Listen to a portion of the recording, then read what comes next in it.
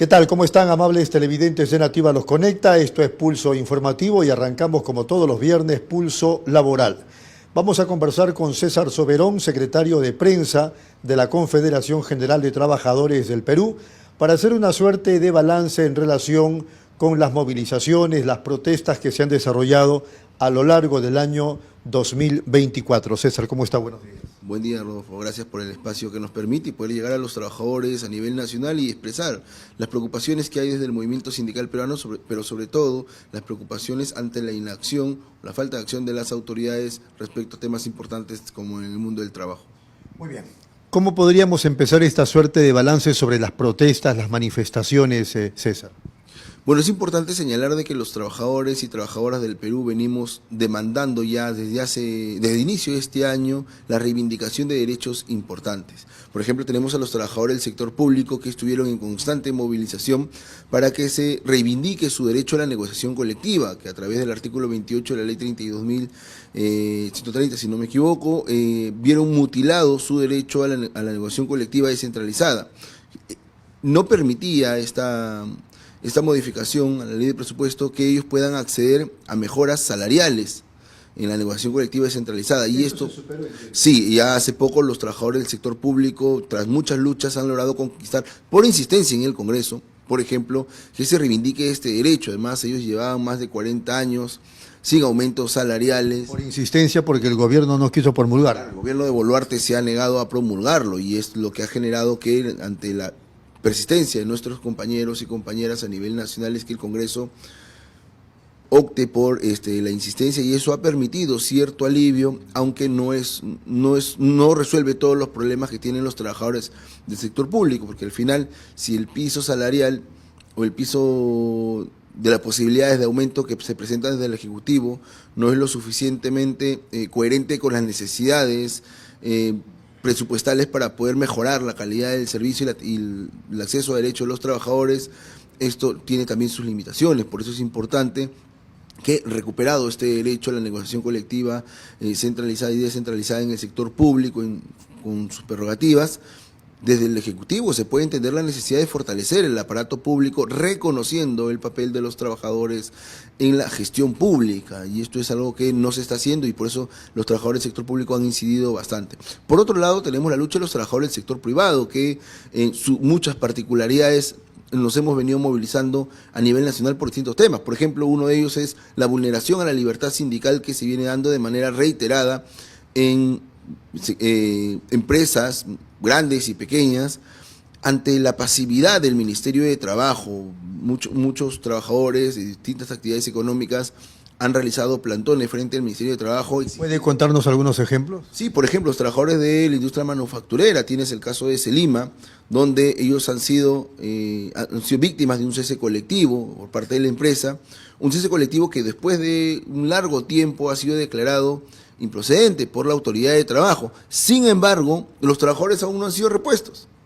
Y la empresa se niega a reponerlos y está intentando nuevas estrategias para que los trabajadores puedan ser, vamos a decirlo así, expulsados de su centro de trabajo. ¿Y qué hace la autoridad? Nos preguntamos al respecto.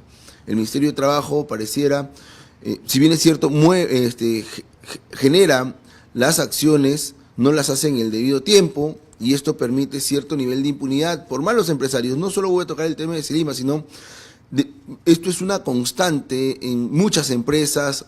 Aplican ceses colectivos, no los hacen de la manera correcta, sin embargo ya tienen a muchos trabajadores en las calles, y en ese interín muchas empresas aprovechan para presionar la necesidad de los trabajadores. ¿Por qué?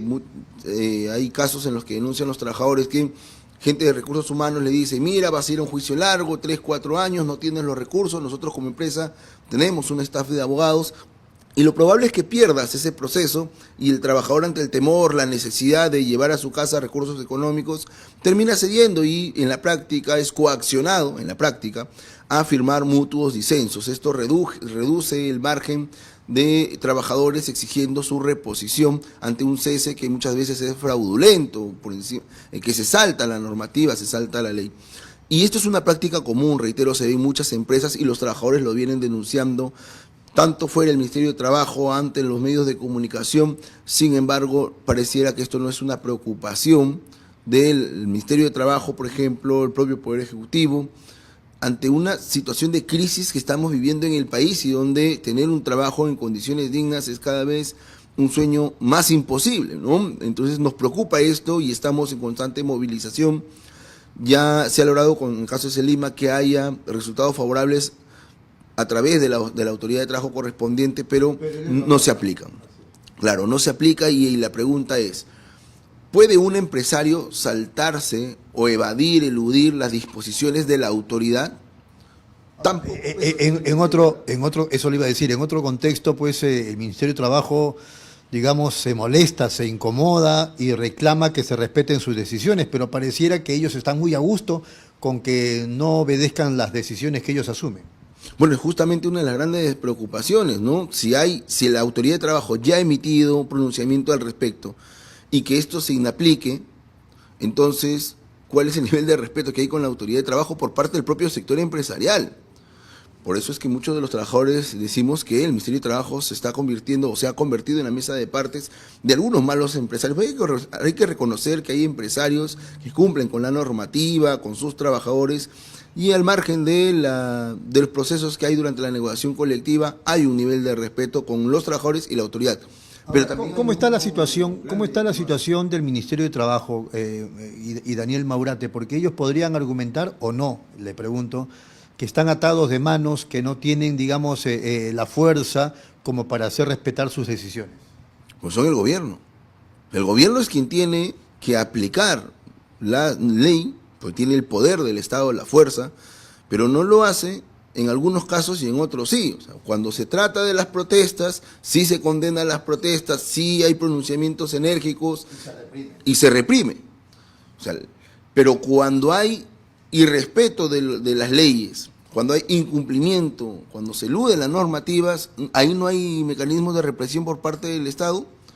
Llama mucho la atención porque en algún momento esto puede entenderse como complicidad con malas prácticas que además afectan el erario nacional, porque esto genera justamente más informalidad, pero un empresario que sí cumple dice: estoy en condiciones de competencia desleal con otros empresarios, ¿no? Con malos empresarios que no cumplen derechos laborales, que no cumplen sus responsabilidades tributarias, entonces terminan haciendo lo mismo y el margen de informalidad crece en el país, lo cual es peligroso, porque de esto deviene también otros males sociales como la delincuencia, que últimamente está azotando cada vez más estrepitosamente a nuestro país. Eso es preocupante. Y preocupa más, reitero, la inacción de las autoridades, y aquí un llamado al señor ministro de Trabajo.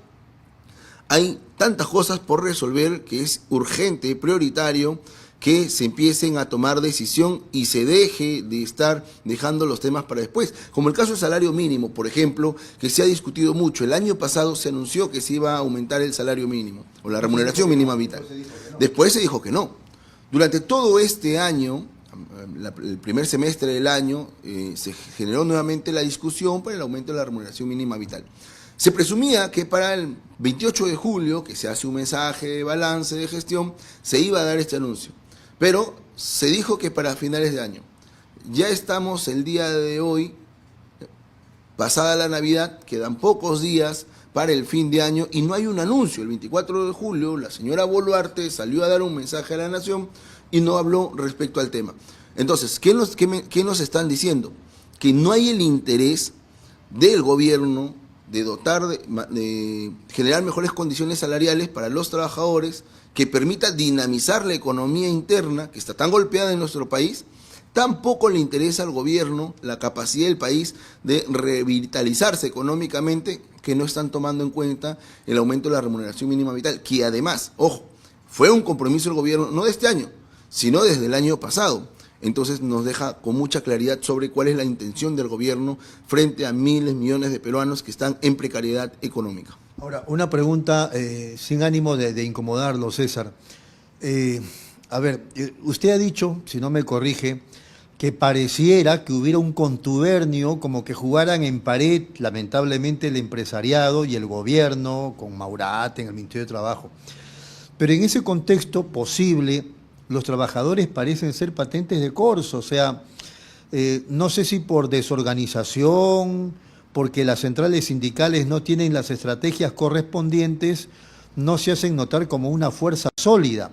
Le pongo el ejemplo de los trabajadores mineros, estos incluso informales. Usted ha visto en la avenida Bancay cómo todos los días se parapetaron, se sentaron, se quedaron a dormir allí, presionaron y el Congreso terminó aprobando el tema. Pero claro, faltaba la promulgación de la presidenta, hasta ahora no lo promulga. Y ya han anunciado ya que en los últimos días, no sé si el 31 o el 30, van a empezar a bloquear las carreteras. Entonces, ¿por qué ellos pueden, digamos, asumir actos de fuerza y no los trabajadores formales, los trabajadores que están agrupados en las centrales sindicales?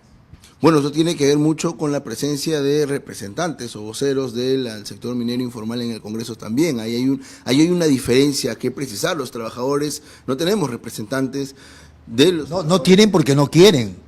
Bueno, esa es una discusión que ya tiene otros espacios para darse. Sin embargo, los trabajadores estamos convencidos que hay la necesidad de tener representación en estos espacios. Y por eso estamos incurriendo a un llamado a los diversos sectores políticos. Y no uno o dos, ¿no? Claro, es importante que se pueda tener una bancada como mínimo, pero eso implica nuevamente, más allá de una simple voluntad del sector sindical. ¿Por qué? Porque es importante que podamos ver que se necesita un cambio radical en el país, radical en el sentido, y lo planteo con esta precisión, radical en el sentido que hay que mirar los problemas a corregir en el país desde la raíz, desde sus orígenes, porque uno de los problemas que tenemos es la corrupción, por ejemplo, y esto tiene que ver con muchas autoridades a nivel nacional. El otro problema es la inacción, la falta de empatía con los problemas que están aconteciendo tanto a trabajadores como a la ciudadanía en sus diversas formas de expresión. Y ahí nosotros como CGTP no somos una entidad política, no somos un partido, pero sí hacemos un llamado a las fuerzas progresistas que quieren cambiar el país, fuerzas democráticas, a ponerse de acuerdo y generar espacios de una mayor articulación que permita sacar al país del hoyo en el que se está hundiendo.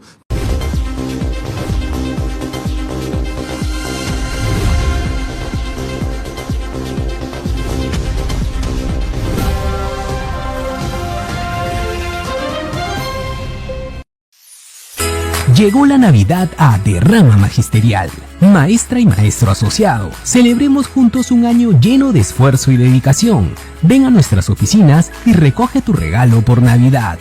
Y si aún no eres parte de la familia Derrama Magisterial, afíliate ahora y disfruta los beneficios exclusivos que tenemos para ti. Buena rentabilidad en tus aportes, créditos rápidos y accesibles de hasta 100.000 soles, descuentos en la cuota inicial para tu vivienda, tarifas preferenciales en hoteles, formación docente con certificación, descuentos en librerías Crisol, acceso a nuestra biblioteca digital con más de 2.000 libros gratuitos, beneficios por invalidez y fallecimiento. Para más información, visita nuestras oficinas o ingresa a www.derrama.org.pe/Navidad. Te esperamos. Derrama Magisterial, seguridad social para el maestro. Bienvenidos a mi lugar favorito. Les quiero contar por qué siempre vengo a Plaza Hogar. Aquí encuentras de todo. Y si un mueble me gusta, lo personalizan a mi antojo. Elijo el color, la tela, todo a medida.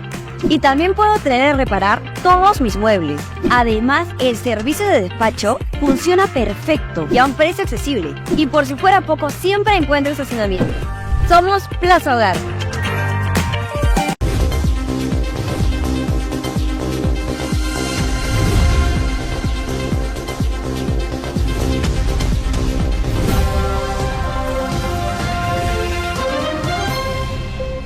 Muy bien, seguimos en Nativa Nos Conecta, esto es Pulso Informativo y en nuestro espacio Pulso Laboral estamos haciendo entrevistas como corresponde cada fin de año con personajes, con personalidades para hacer una suerte de balance en sus respectivas especialidades. Vamos a conversar ahora con el señor Domingo Cabrera Toro, él es secretario general de la CTE, la Confederación de Trabajadores Estatales del Perú. ¿Cómo está, señor Cabrera? Buenos días. Muy buenos días, señor Lara. Muchas gracias por esta oportunidad que le da a la clase trabajadora a través de su programa de Pulso Informativo y saludar desde aquí, desde Nativa, una importante empresa, a todos los trabajadores de la República a pocas horas de 2025. ¿Cómo les fue el 2024 a los trabajadores, particularmente aquellos que pertenecen a esta confederación? A los que pertenecemos al sector público a través de sus diferentes confederaciones, no nos fue muy bien porque no fue rápida la respuesta del gobierno ante el pedido de los trabajadores. Es más, el gobierno se opuso a la ley que sacó el Congreso de la República. Es por eso que se han tenido que emitir leyes desde el Congreso por insistencia frente a la negativa del gobierno de seguir arrinconando a la clase trabajadora. Pero aquí estamos, han habido múltiples movilizaciones, paros generales en toda la República y se ha logrado por lo menos dejar de lado esa pretensión de anular la negociación colectiva a nivel descentralizado, que hubiera sido un retroceso que iba contra todos los parámetros legales y jurídicos establecidos por la propia Constitución en su artículo 28. De tal manera que ese famoso artículo 28 de la 32.103 de la ley que se había emitido y que se había metido un pequeño contrabando en la cuestión de los presupuestos que se estaban dando adicionales para el 2024, se metió este artículo donde en la práctica se dejaba sin efecto que las bases de la República, al interior de la República, los sindicatos de base no podían negociar. Bueno, finalmente se restituyó el derecho. Se restituyó gracias a la presión también de congresistas honorables, porque hay que decir también con la verdad que hubieron y hay congresistas que se fajan por los trabajadores, que son muy pocos, pero ahí están lo que en la práctica le dan un nivel de prestigio tan venido a menos a este Congreso. Caray, lo que dice no deja de sorprender. ¿Podría mencionar esos congresistas? Bueno, hemos estado con los congresistas Alex Paredes de Arequipa, el congresista Segundo Quirós, la misma congresista Camones, ¿no?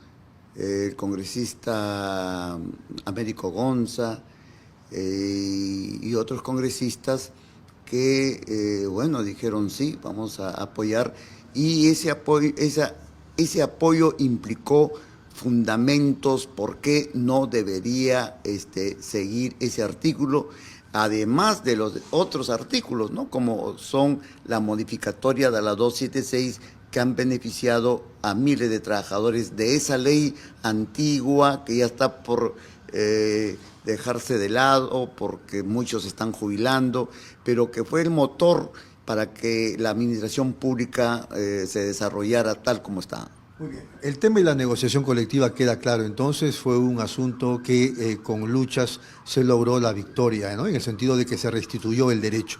Pero ¿qué otros casos han habido a lo largo de este año 2024? Bueno, han habido otros casos, por ejemplo, que se han tratado de luchar en el propio Congreso de la República. El Congreso también emitió, y estuvimos presentes en el debate, la modificatoria de artículos que afectaban a la clase trabajadora. Por ejemplo, que un trabajador después de al cumplir los 70 años le pasaban la factura, su resolución y ahí quedó. Y ese trabajador obviamente se iba sin ninguna posibilidad de cobrar sus 30 años de servicios, ¿no? Su CTS. Ahora se modificó y el trabajador no saldrá ese mismo día, sino saldrá hasta el mes de diciembre para que haya un espacio técnico para que todas las unidades ejecutoras y el Ministerio de Economía y Finanzas pueda prevenir el pago de esta gente, de estos hermanos que después de tantos años se iban sin nada. Pero además se logró que no solamente sean por 30 años, sino por los años trabajados, o sea, 30, 40, 50 años. Esa es una conquista muy importante para mis hermanos trabajadores. ¿Y qué temas, señor Cabrera, han quedado pendientes de cara al 2025 en el sector laboral? Bueno, Tenemos otro problema también, ¿no? Que se ha logrado una licencias, sin goce de haber por 3 años. Antes el gobierno, la ley decía solamente 3 meses y los trabajadores no podían hacer uso de licencias sin goce de haber para capacitarse, para profesionalizarse, para cuidar muchas veces a sus madres, a sus padres, a los hijos por alguna deficiencia de salud. Y eso los tenía muy comprimidos. Entonces el Congreso también por insistencia ha logrado que puedan tener 3 años, como también se ha logrado que los trabajadores de la 276 tengan oportunidades de seguir aspirando a mejores puestos de trabajo. Y para este año que ha pasado, han quedado en el tapete muchas cosas. Primero porque tenemos una ley de presupuesto muy pequeña para los trabajadores. Miren, tenemos un presupuesto de 251.800.000 y picos, donde solamente se le otorga a los trabajadores peruanos, a los que ganan menos, una miseria del 0.2%. O sea que no es nada. No es cierto lo que algunos dicen, algunos medios dicen, se les ha aumentado a la burocracia miles y miles y miles. No es cierto. Un trabajador del Estado, a través de su MUC, solamente está ganando el profesional 1.375 soles. ¿Y cómo se recursea, como se dice? A través del CAFAE, ¿no? El CAFAE es un fondo de estímulos que está ahí para de ahí poder sumar esas cosas para la jubilación. Y ya, por ejemplo, usted sabrá que hace 3, 4 años nosotros recibíamos una CTS de 700 y 900 soles después de sus 30 años, ¿no? Y ahí quedaba.